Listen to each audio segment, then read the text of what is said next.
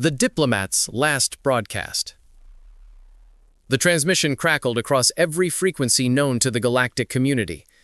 Ambassador Elena Kovac sat alone in the broadcasting hall of Geneva, her silver hair reflecting the cold blue light of 1,000 recording devices. Her hands, weathered from 5 decades of diplomatic service, rested calmly on the obsidian desk before her. Behind her, the flags of Earth's United Nations hung motionless, a silent testament to the harmony humanity had fought so hard to achieve among themselves. This is Ambassador Elena Kovac. Speaking on behalf of the United Earth Council, she began, her voice steady, despite the weight of what she was about to say. For 52 years, we have extended our hand in friendship to the stars. Today, that hand becomes a fist. Across the galaxy, on space stations and colony worlds, in council chambers and military command centers, beings of 100 different species stopped what they were doing. The humans were broadcasting on Priority Alpha, a channel reserved for matters of galactic security. What could the peaceful Earthlings possibly have to say that warranted such urgency? Elena's dark eyes held no warmth as she continued. Let me tell you a story about humanity. Not the version we've been sharing at diplomatic dinners and cultural exchanges. The real story. The one we hoped you'd never need to hear. She pressed a button, and holographic images materialized around her. Scenes from Earth's history. Not the artistic achievements, the technological marvels, or the philosophical breakthroughs humanity had proudly displayed for decades. These were different images. We are a species born of violence, Elena said, her voice carrying the weight of confession. For millions of years, our ancestors clawed their way to the top of Earth's food chain. We hunted creatures 3 times our size with nothing but sharpened stones and our wits. We learned to track prey across continents, to work in coordinated groups, to never, ever give up once we'd marked our target. The images shifted. Ancient battlefields, medieval sieges, modern warfare. Then we turned on each other. For 10,000 years, we perfected the art of killing our own kind. We built empires on the backs of conquered peoples. We developed weapons that could level cities, poison entire regions, turn the very atoms of existence into instruments of annihilation. Elena paused, letting that sink in across the light years. But here's what you need to understand. We stopped, not because we were weak, not because we were defeated. We stopped because we chose to. We looked at what we'd become and decided there had to be a better way. Her expression softened momentarily, genuine sorrow crossing her features. When we reached the stars and found you, the Confederation of Worlds, the Thick Union, the Zarathi Empire, we saw an opportunity. A chance to be something more than the violent apes who'd crawled out of Earth's gravity well. We embraced your laws, your customs, your peaceful ways. We dismantled 90% of our military. We turned weapons factories into agricultural centers. We trained our best and brightest not in warfare, but in diplomacy, art, and science. The holographic display changed again, showing humanity's golden age of galactic integration. Human children learning alongside alien peers. Human scientists collaborating on grand projects. Human diplomats mediating disputes with patience and wisdom. For half a century, we built something beautiful. We established 47 colonies across 12 systems.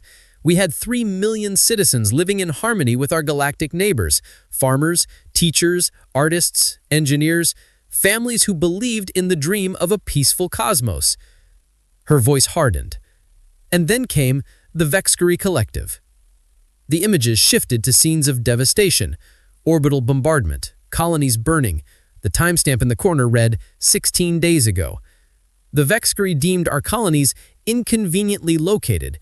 Without warning, without declaration, without even the courtesy of a demand for surrender, they annihilated 14 worlds. 3 million human souls vaporized in the span of 6 hours. Elena's hands clenched into fists. When our diplomatic corps arrived to negotiate, to understand, to find some path to peace, the Vexcary High Command laughed. They called us the galaxy's pet humans. They said our pacifism was proof of our evolutionary inferiority. She leaned forward, her eyes burning with controlled fury. They executed our diplomats, broadcast it across their networks as entertainment, called it pruning the weak branches from the galactic tree. Elena stood, her frame rigid with barely contained rage. The Vexkari made a fatal assumption. They assumed that because we chose peace, we had forgotten war. They forgot a fundamental truth about humanity. We are the galaxy's apex predators playing at being civilized. Behind her, the holographic display began showing footage that made several alien species watching recoil in horror. Massive underground facilities opening like blooming flowers of steel, shipyards emerging from beneath Earth's oceans, weapons that had been mothballed for 50 years warring back to life. "Did you know," Elena asked, conversationally, "that Earth has a genetic memory archive? Every advancement we ever made in warfare carefully preserved, not destroyed, as we claimed, preserved. Because deep down we knew that peace only works when all parties choose it." The display showed the Terran Defense Fleet, not the small peacekeeping force the galaxy knew, but thousands of warships that had been hidden in asteroid fields, moon bases, and deep space stations. Ships designed with one purpose: to kill efficiently and without mercy. In the past 16 days, we've done something remarkable. We've rebuilt our war machine. Not just the physical weapons, but the mindset. We've awakened in humanity something we'd successfully suppressed for 2 generations. Our veterans, our warriors, our tactical geniuses who've been teaching history classes and writing philosophical treatises, they've remembered who they were. She pulled up a star map, red markers spreading like a virus across Vexkari space. The collective controls 217 systems. Their military is the 3rd largest in the galaxy. They have weapon platforms that can crack planets. Their genetic warriors are bred specifically for combat. They should terrify us. Elena's smile was predatory. They don't. Let me explain human warfare to you. She continued, pacing now like a caged predator. We don't fight for territory or resources, though we can frame it that way. We fight for ideas, for revenge, for justice, for the memory of our dead. And when we fight for those things, we don't stop, ever. We are the species that invented the concept of total war. We're the species that, when faced with extinction, split the atom and turned it into a weapon.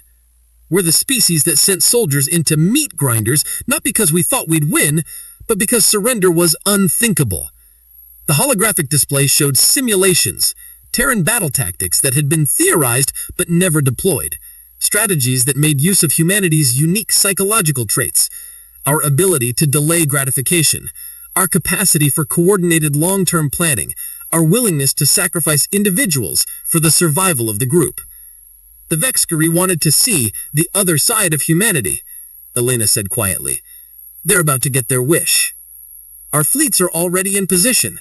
Not around Earth, we're not defensive fighters, we're around their homeworld, around their core systems, around every military installation and colonial hub they possess. She sat back down, her demeanor shifting from fury to cold calculation. Here's what's going to happen. In 72 hours, we will broadcast one final demand for unconditional surrender. If the Vexkari comply, we will accept. We will occupy their space, dismantle their military, and impose a peace that ensures they never threaten another species again. We are, after all, still trying to be civilized. Elena's eyes grew distant. But if they refuse, if they think their numbers, or their weapons, or their genetic superiority will save them, then we will show the galaxy what happens when you awaken humanity's demons. We will fight a war of extermination, not because we're cruel, but because we've learned that some threats must be completely eliminated to ensure they never rise again. She stood for the final time, her silhouette framed against Earth's flags. To the rest of the galactic community, stay out of our way. This is not your fight. We hold no grudge against those who stood silent while our colonies burned. You didn't know us well enough to risk your lives for ours. We understand. But understand this in return. We are not the species you thought you knew. We tried harmony. We genuinely tried. The Vexkari have shown us that some species only understand strength. She raised her hand in a gesture that was half salute, half warning. We gave you the diplomat, now you get the soldier.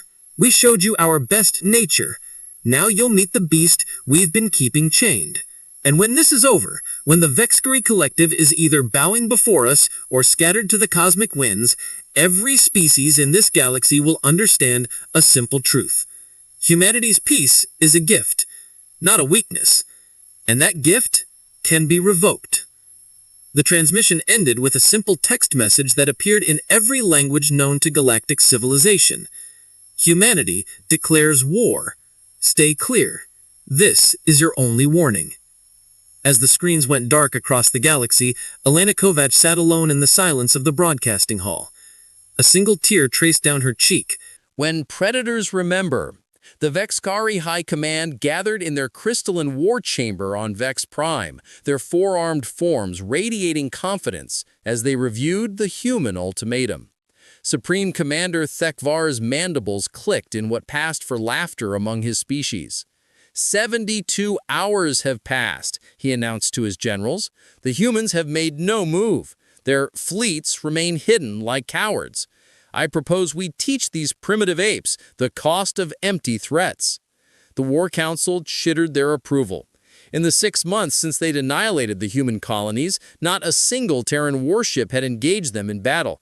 The Vexkari had intercepted panicked human transmissions, detected their ships fleeing deeper into their own territory, observed what appeared to be a species in complete disarray. Deploy the 7th, 9th, and 12th invasion fleets, Thekvar commanded. We'll turn their homeworld into a monument to their foolishness. Let the galaxy see what happens to species who forget their place.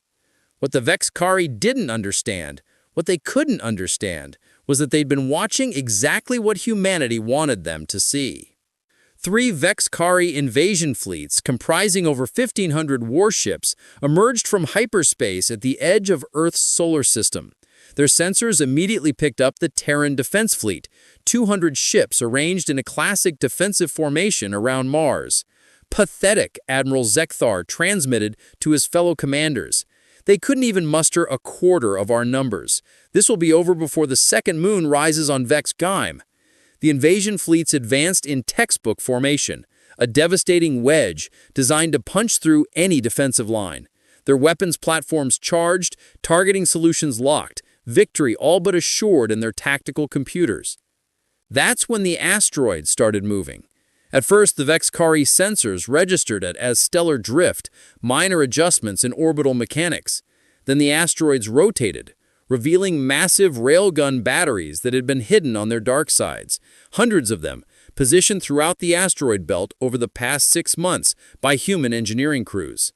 The first volley caught the Vexkari completely off guard. Tungsten slugs traveling at 0.3% the speed of light tore through their shields like they weren't there. 30 warships simply ceased to exist, shattered into expanding clouds of superheated debris. Evasive maneuvers, Zekthar screamed, but the humans had planned for that too. From the moons of Jupiter, Saturn, and Neptune, missile swarms launched, thousands of them, their drives painted with stealth coating that made them nearly invisible against the cosmic background radiation.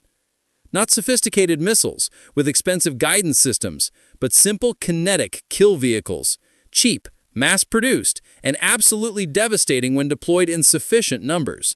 The Vexkari fleet scattered, their perfect formation breaking apart as they tried to track multiple threats simultaneously. That's when the Terran Defense Fleet abandoned their defensive posture and attacked. But they didn't attack like any military force the Vexkari had ever encountered. There were no formal battle lines, no attempts to engage in honorable ship-to-ship combat. Instead, human vessels moved in small packs, appearing from behind planetary bodies, firing and disappearing before the Vexkari could respond. They're fighting like prey animals, one Vexkari captain transmitted in frustration. He was half right. Humans were fighting like hunters, specifically like the wolf packs and lion prides their ancestors had observed and learned from millions of years ago. Isolate, overwhelm, move on to the next target. Never give the enemy time to organize a response. Admiral Chen Zhao commanded the Terran flagship Persistence from a position hidden in Saturn's rings. His tactical display showed the battle unfolding exactly as the wargame simulations had predicted.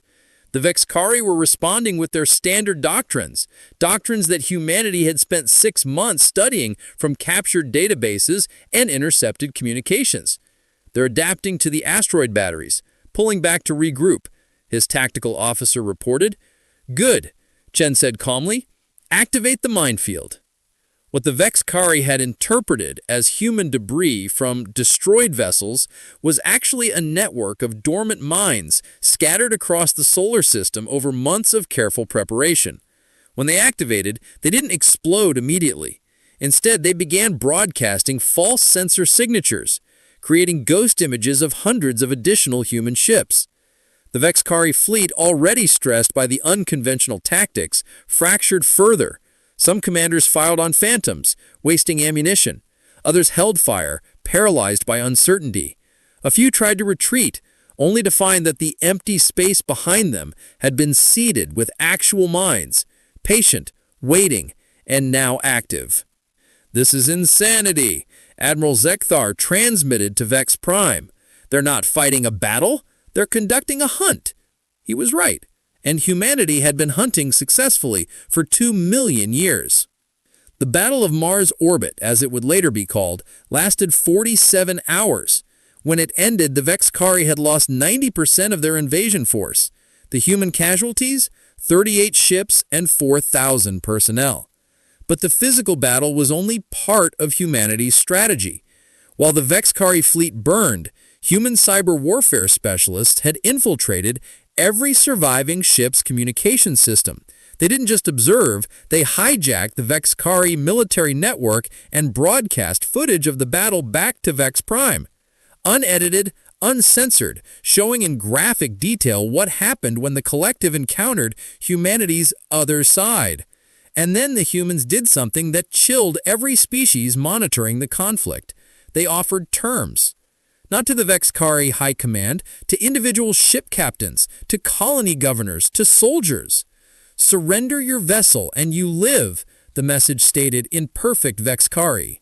Resist, and we demonstrate what humans call scorched earth policy. We will erase every trace of your ship from existence. Your families will never know what happened to you. Your names will be forgotten. You will simply cease to exist. It was psychological warfare at its most brutal. The Vexkari were a hierarchical species that valued honor, lineage, and legacy above all else. The threat of being forgotten was more terrifying than death. 317 Vexkari ships surrendered in the first week. Supreme Commander Thekvar, watching his military collapse from Vex Prime, finally understood the magnitude of his mistake. He called an emergency session of the High Command. "We must negotiate," he said, the words bitter in his mandibles. "Negotiate? With prey animals? We are the Vexkari Collective. We have conquered 43 species. And none of them," Thekvar said quietly, "were apex predators." The humans didn't wait for the Vexkari to formulate their negotiation position. While the collective's leadership argued, Terran strike forces launched simultaneous raids on 17 Vexkari military installations. Not to conquer, to humiliate. They hit command centers during shift changes. They sabotaged weapons platforms while maintenance crews were on board. They broadcast messages into Vexkari space, showing their genetic warriors, supposedly the finest soldiers in the galaxy, being defeated by human special forces teams that seemed to appear from nowhere, complete their objectives, and vanish like ghosts. The humans even started using Vexkari propaganda against them. They took footage of the collective's broadcasted execution of human diplomats and edited it with new narration. "You showed us who you were. Now we show you who we are. This is what happens when predators stop pretending to be civilized." It was brutal. It was merciless. And it was working. Across Vexkari space, colony worlds began requesting independent negotiations with Earth. The collective subject species, seeing their overlord's vulnerability, started rebellions. The Vexkari economy, built on the assumption of military superiority, began to collapse. And through it all, humanity didn't invade, didn't conquer, didn't occupy. They hunted. 6 months after Elena Kovach's broadcast, the Vexkari High Command sent an unconditional surrender to Earth. Supreme Commander Thekvar himself traveled to Geneva, escorted by human warships, to formally acknowledge humanity's victory. Ambassador Kovach met him in the same broadcasting hall where she'd declared war. But now, representatives from every major galactic power filled the observation galleries. They needed to see this, to understand what they'd witnessed.